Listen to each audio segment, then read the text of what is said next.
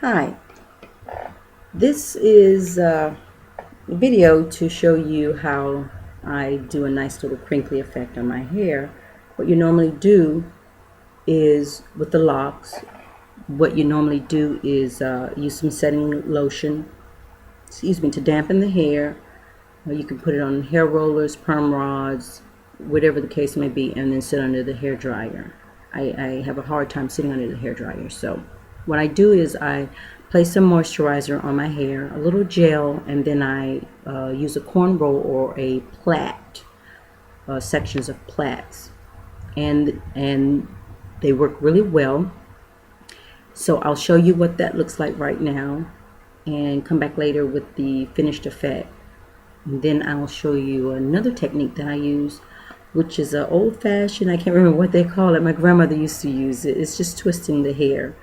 So I think I tried to show you a video with this on it, and it wasn't quite right, but I normally wear my hair, I braided most of it, cornrow most of it already. Normally I wear my hair over in this direction, or I'll wear it going all back. So to get the effect that I want, the full effect that I want, because I wear it in this direction, the first braid I'm going to braid going in this direction. And that way when I take it loose, I'll put it that way, and because it's falling against the direction that I braided it, it will give it a fuller effect. So just pick a spot over here. The part doesn't have to be perfect. And this braid is going to go in this direction. I have enough back there to do another braid because of the way I did the hair. So this will go over. And I think this is probably will be a part 1 and a part 2 because it has to dry in order for you to see the crinkles.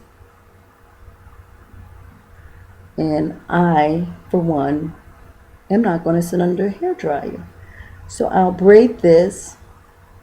If I have to go somewhere and I want it to look crinkly, styled before I go, I'll do this about an hour or 2 before I have to leave the house.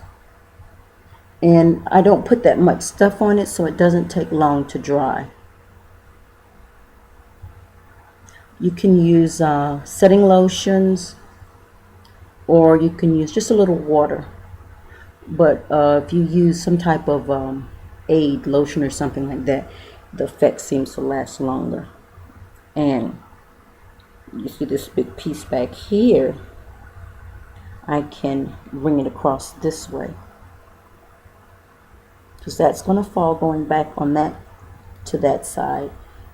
And because I'm doing it on this direction, it's going to fall in the other direction, and it'll cause it to have a nice full look.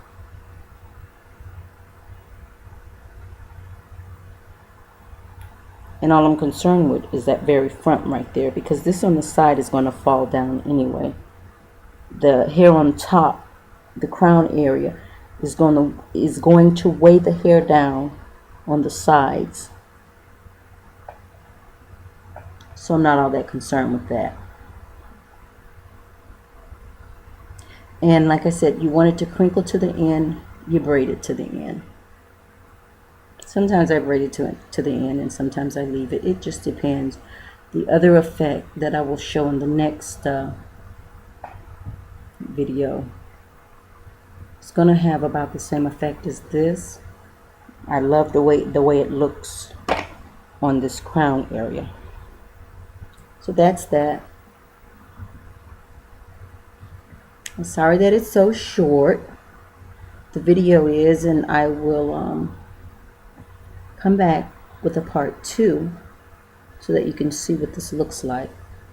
You don't want to braid it too far to the ends. Depends on, well, these are thin, so if you braid it too far to the ends, then you'll end up damaging some of the ends and they break off, and you don't want to do that. Your hair is still brittle. African Americans tend to think that their hair is not brittle and delicate, but it is. And again, I just used this hair gel. You can use any hair gel, but I just find that this 30-second weave molding gel by Salon Pro. Works really well. It's extremely thick. I just dip my thumb in it, and what comes up on the thumb is all that I use because I don't want the hair too wet. And then I use a moisturizer on there, and braid it down. Or you can, these are cornrows because I get lazy and I don't want to do a lot of sections. Or you can use plaits, but you want to use medium-sized sections. You don't want them too small. You want to use medium-sized sections. It gives it a nice, crinkly, wavy look. And so I will come back after this dries and show you what it looks like when I take it out.